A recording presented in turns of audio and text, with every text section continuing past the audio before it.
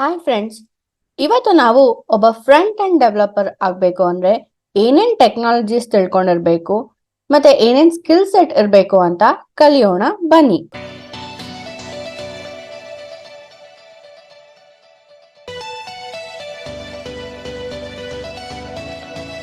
Front and developer ಆಗಬೇಕು ಅಂದ್ರೆ ಮುಖ್ಯವಾಗಿ 3 ಟೆಕ್ನಾಲಜೀಸ್ ಗೊತ್ತಿರಬೇಕು. ಹೌದು, 3 ಟೆಕ್ನಾಲಜೀಸ್.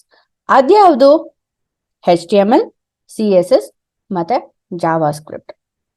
ಈ 3 ಟೆಕ್ನಾಲಜೀಸ್ ಬೇಸಿಕ್ಸ್ ನೀವು ಚೆನ್ನಾಗಿ ತಿಳ್ಕೊಂಡಿದ್ರೆ ನೀವು ಫ್ರಂಟ್ ಅಂಡ್ ಡೆವಲಪರ್ ಆಗೋದಕ್ಕೆ ಸಾಧ್ಯ ಆಗತ್ತೆ. ಮೊದಲು ನೀವು HTML ಇಂದ ಶುರು ಮಾಡಬೇಕು, ನಂತರ CSS, ನಂತರ ಜಾವಾಸ್ಕ್ರಿಪ್ಟ್. ಈ HTML ಅನ್ನೋದು it is foundation for building any website. ನೀವು ಯಾವುದೇ ವೆಬ್ಸೈಟ್ ನ ಬಿಲ್ಡ್ ಮಾಡಬೇಕು ಅನ್ನೋ ನೀವು HTML ಉಪಯೋಗಿಸಲೇಬೇಕು.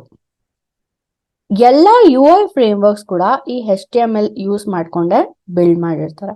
ಸೊ ನೀವು ಆಂಗುಲರ್ ಇರ್ಬೋದು, ರಿಯಾಕ್ಟ್ ಇರ್ಬೋದು, ನೀವು ಯಾವುದೇ ಫ್ರೇಮ್ವರ್ಕ್ ಅಲ್ಲಿ ಕೆಲಸ ಮಾಡಬೇಕು ಅನ್ನೋ ನಿಮ್ಗೆ HTML ಬೇಸಿಕ್ಸ್ ಗೊತ್ತಿರಲೇಬೇಕು. It is a markup language, not a programming language.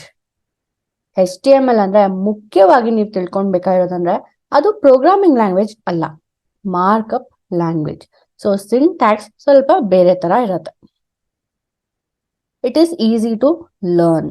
HTML ತುಂಬಾ ಈಸಿ ಕಲಿಯೋದಕ್ಕೆ, ತುಂಬಾ ಬೇಗ ಕೂಡ ನೀವು ಕಲಿಬಹುದು.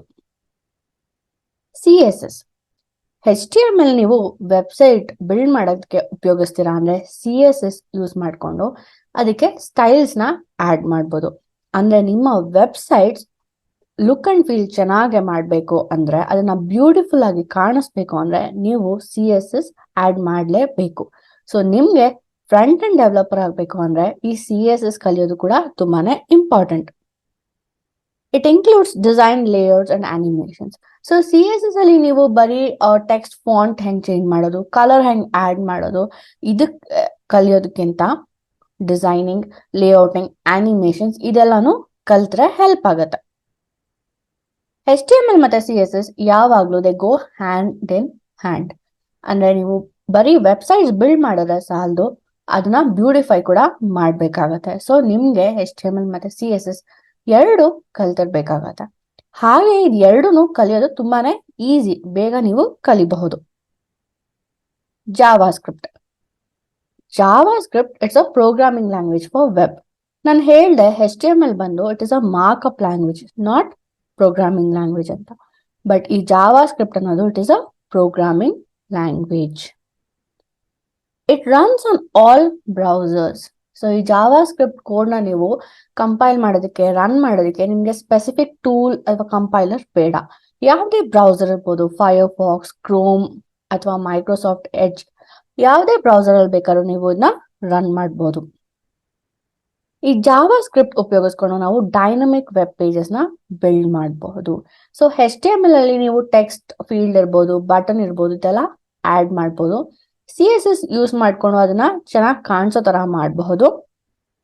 ಹಾಗೆ ಜಾವಾಸ್ಕ್ರಿಪ್ಟ್ ಯೂಸ್ ಮಾಡ್ಕೊಂಡು ಅದನ್ನ ಡೈನಮಿಕ್ ಮಾಡ್ಬೋದು. ಅಂದ್ರೆ ಆ ಬಟನ್ ಒತ್ತಿದ್ರೆ ಏನಾಗಬೇಕು, ಆ ಟೆಕ್ಸ್ಟ್ ಫೀಲ್ಡ್ ಅಲ್ಲಿ ಯಾವ ತರ ವ್ಯಾಲ್ಯೂಸ್ ನ ಎಂಟರ್ ಮಾಡಬೇಕು, ಅದನ್ನ ಯಾವ ತರ ವ್ಯಾಲಿಡೇಟ್ ಮಾಡಬೇಕು, ಇದೆಲ್ಲ ನೀವು ಜಾವಾಸ್ಕ್ರಿಪ್ಟ್ ಅಲ್ಲಿ ಬರಿಬಹುದು. ಸೊ ಡೈನಮಿಕ್ ವೆಬ್ ಪೇಜಸ್ ನ ಕ್ರಿಯೇಟ್ ಮಾಡಬಹುದು.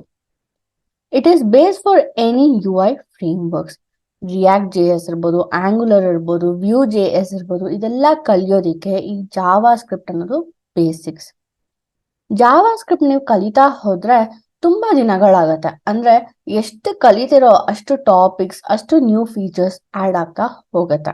ಅದರಿಂದ ಬೇಸಿಕ್ಸ್ ಜಾವಾಸ್ಕ್ರಿಪ್ಟ್ ನ ನೀವು ಫಸ್ಟ್ ಸ್ಟ್ರಾಂಗ್ ಆಗಿ ತಿಳ್ಕೊಂಡು ನಂತರ HTML, CSS ಮತ್ತೆ ಜಾವಾಸ್ಕ್ರಿಪ್ಟ್ ಈ ಮೂರನ್ನು ಉಪಯೋಗಿಸ್ಕೊಂಡು ಕೆಲವೊಂದು ಪ್ರಾಜೆಕ್ಟ್ಸ್ ನ ಬಿಲ್ಡ್ ಮಾಡ್ಕೊಂತ ಹೋಗಿ. ಇದು ಮೂರು ನೀವು ತಿಳ್ಕೊಂಡ್ಮೇಲೆ ಕೆಲವೊಂದು UI ಫ್ರೇಮ್ವರ್ಕ್ಸ್ ನ ನೀವು ಟ್ರೈ ಮಾಡಬಹುದು. CSS ಅಲ್ಲಿ ತುಂಬಾ ಕಾಮನ್ ಫ್ರೇಮ್ವರ್ಕ್ ಅಂದ್ರೆ ಬೂಟ್ ಸ್ಟ್ರಾಪ್ ಮತ್ತೆ ಟೈಲ್ವಿಂಡ್ CSS. ಇದೆರಡರಲ್ಲಿ ನೀವು ಯಾವ್ದಾದ್ರು ಒಂದನ್ನ ಕಲಿಬಹುದು. ನೀವು ಜಾವಾಸ್ಕ್ರಿಪ್ಟ್ ಫ್ರೇಮ್ವರ್ಕ್ಸ್ ಕಲಿತೀರಾ ಅಂದ್ರೆ angular, react JS, view JS ಈ ತರ ಡಿಫ್ರೆಂಟ್ ಫ್ರೇಮ್ವರ್ಕ್ಸ್ ಇದೆ. ಇದೆಲ್ಲಾನು ಬರೀ HTML, CSS, ಜಾವಾಸ್ಕ್ರಿಪ್ಟ್ ಉಪಯೋಗಿಸ್ತಾ ಇರೋದು. ಬಟ್ ನಿಮ್ಮ ಕೋಡಿಂಗ್ ನ ಇನ್ನ ಬೆಟರ್ ಆಗಿ ಮಾಡ್ಬೋದು ಮತ್ತೆ ಇನ್ನ ಫಾಸ್ಟ್ ಆಗಿ ಮಾಡಕ್ಕೆ ಸಾಧ್ಯ ಇರುತ್ತೆ. ಸೊ ದೊಡ್ಡ ದೊಡ್ಡ ಅಪ್ಲಿಕೇಶನ್ಸ್ ನ ಬಿಲ್ಡ್ ಮಾಡ್ಬೇಕು ಅಂದ್ರೆ ಈ ತರ ಫ್ರೇಮ್ ವರ್ಕ್ಸ್ ನ ಉಪಯೋಗಿಸ್ತಾ ಇರ್ತಾರೆ. ಹಾಗಾಗಿ ನೀವು ಯಾವ್ದಾರ ಒಂದು ಫ್ರೇಮ್ ವರ್ಕ್ ನ ಕಲಿಯೋದಕ್ಕೆ ಶುರು ಮಾಡ್ಬೋದು. ಈಗ ತುಂಬಾ ಟ್ರೆಂಡಿಂಗ್ ಅಂದ್ರೆ ರಿಯಾಕ್ಟ್ JS. ಇದಿಷ್ಟು ಫ್ರಂಟ್ ಅಂಡ್ ಡೆವಲಪರ್ ಆಗೋದಕ್ಕೆ ಬೇಕಾಗಿರುವಂತಹ ಒಂದು ಸ್ಕಿಲ್ ಸೆಟ್. ಯೂಶಲಿ ಕಂಪನೀಸ್ ಅಲ್ಲಿ ಟಿ ಶೇಪ್ ಡೆವಲಪರ್ ನ ಪ್ರಿಫರ್ ಮಾಡ್ತಾರೆ. ಟಿ ಶೇಪ್ ಅಂದ್ರೆ ಬರೀ ಒಂದೇ ಟೆಕ್ನಾಲಜಿ ಅಲ್ಲ, ಎಲ್ಲಾ ಟೆಕ್ನಾಲಜಿಯಲ್ಲೂ ಸ್ವಲ್ಪ ಸ್ವಲ್ಪ ತಿಳ್ಕೊಂಡಿರ್ಬೇಕು ಅಂತ ಎಕ್ಸ್ಪೆಕ್ಟ್ ಮಾಡ್ತಾರೆ.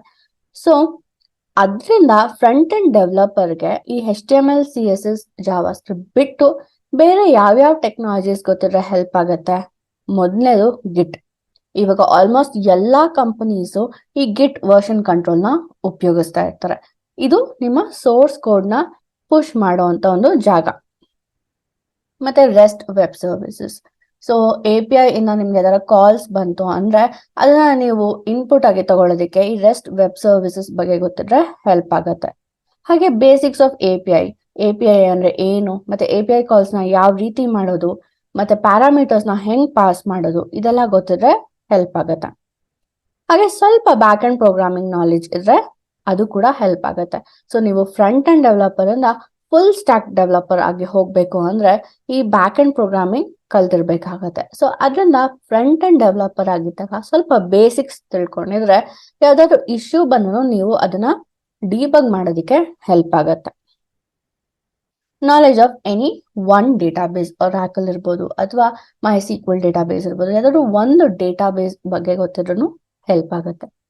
ಇದಿಷ್ಟು ಟೆಕ್ನಾಲಜೀಸ್ ನೀವು ತಿಳ್ಕೊಂಡಿದ್ರೆ ಒಂದು ಫ್ರಂಟ್ ಅಂಡ್ ಡೆವಲಪರ್ ಆಗೋದಕ್ಕೆ ಸಾಧ್ಯ.